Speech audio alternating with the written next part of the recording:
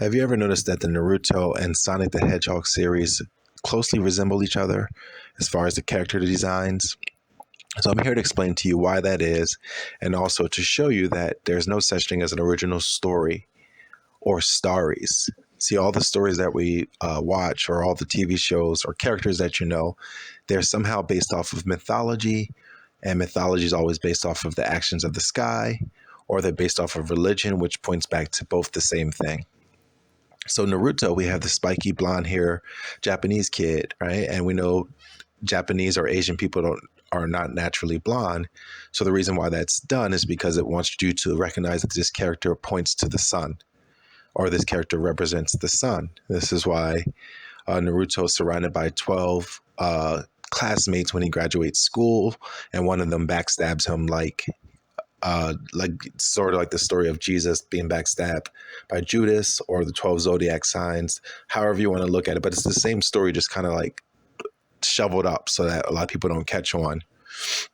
So what's interesting about Naruto and Sonic is it's almost really easy to see, especially with the colors and the actions of these characters, that there's kind of the same thing being told over. So first, let's take a look at Naruto. People align him with tails because they both have foxes, or they're both, of the fox, right? And they both have the same color. And then people look at Sakura, and she looks just like Amy, right? Same color and all, same headband and all, right? And then you see Sasuke, and he can line up depending on what part of the series you're in. He might look like Shadow, or he might look like Sonic. And then some people also can point that Sonic can also match up with Naruto. And sometimes they'll purposely shuffle the deck like this so that you might not catch on. But first, let's just take a step back. So Naruto has a four-man team where they have a sensei or a teacher, and then they have the three students. And all of them, so whenever you have four in a show, I try to see what they pair up with. Is usually points back to the seasons. So you look at Naruto, which is summer, Sasuke, which is the fall, and that could change it. You remember they shuffle the deck up sometimes, but I say the fall because in the series Sasuke leaves or backstabs the group. And then you have Kakashi, which is also like the winter, and he has the white hair, kind of pointing back to that. And then he also has a jacket on, I think. And then you have Sakura, which is the spring. This is why Sakura cherry blossoms happen. It's a big thing that usually indicates that it's spring is starting in Japanese culture. And a lot of characters, whenever they're named Sakura on a show or even in video games, they're telling you that it's about the spring. And what's interesting in video games, a lot of people don't realize, is that the characters, or the amount of characters put in the game, or the organization of those characters, is also based off of the zodiac, which is always goes back to the positions of the sun. But on the opposite side, we have Sonic, and then we have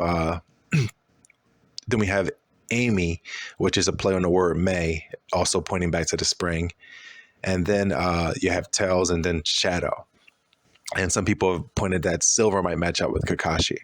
But let's look at it a little bit closer. So Sasuke has the lightning. Sonic, when he speeds, he has the lightning. Sonic can go through portals or run so fast that it might seem like teleporting. Same thing with Sasuke. Sakura has super strength. The same thing with Amy. Amy has a hammer that's really strong. She's like the powerhouse. And this is just to indicate that in the spring, the sun is the most powerful. And then Naruto, him and really the only thing that him and Tails share is that they're both foxes, right? So let's take a little bit deeper look at it.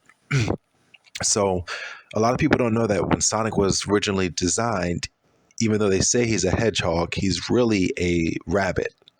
And a lot of characters are actually rabbits in films and shows. And I can explain this in a different video, but it's almost like they're the person to bring forth the spell to the public, or kind of, and whenever there's a time travel aspect or a magic aspect, they need a rabbit in order for the story to be told through the rabbit. And that might be hard to understand, but just stick with me. It'll get easier. So remember, Sonic is a hedgehog, but his original design was a rabbit. The same thing goes on for Mickey Mouse. He was originally a rabbit, and then they changed him to a mouse, right? And the rabbit is always going to be surrounded, or the rabbit might become a dog, right? And Sonic is surrounded by Tails, which is a fox, which is a dog, and then Mickey Mouse has Goofy, which is a dog, and this goes on and on.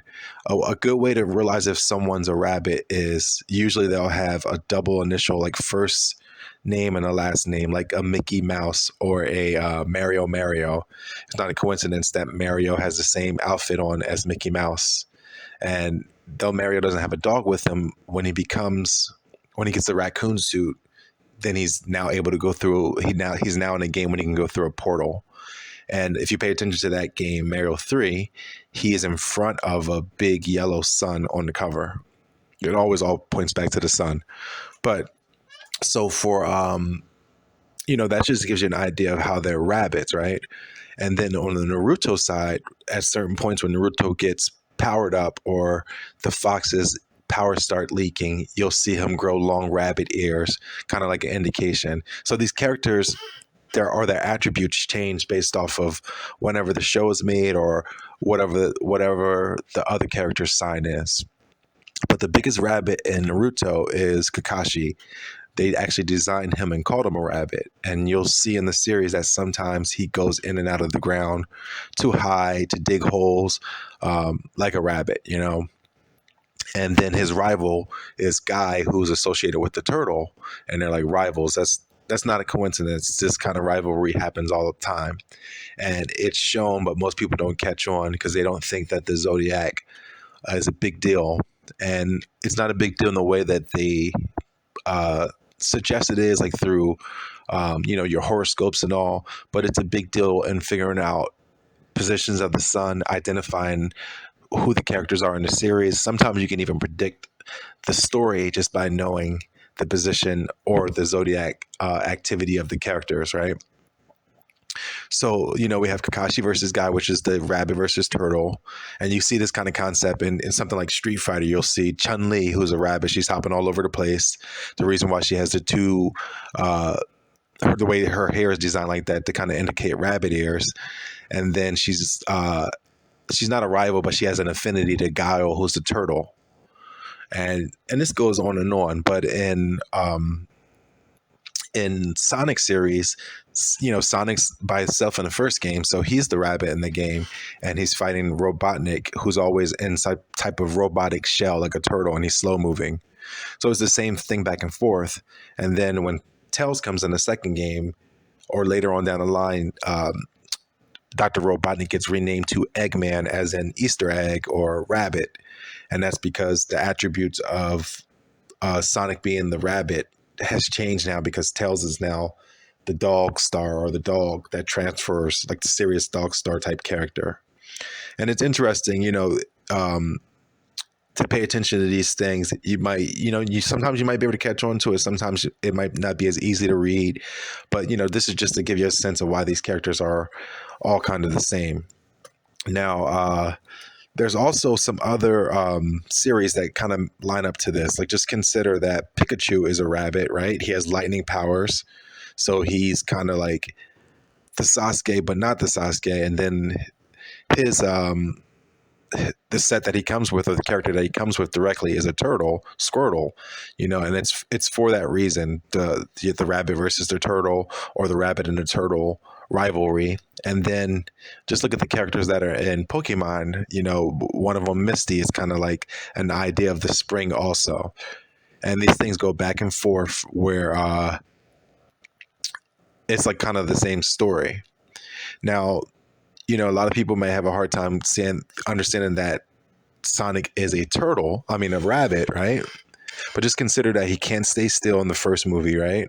And the first thing he does when he comes out is finds a turtle on the side of the road, and then, forms a friendship or a rivalry, however you want to look at it. But he's bound to the turtle, and he starts running. And that's not just something that the director wanted to do and to just make. What happens is these studios all have to follow the rules of the sun according to the heads of the studio. And sometimes they might be encouraged nicely to put these kind of things in the movie.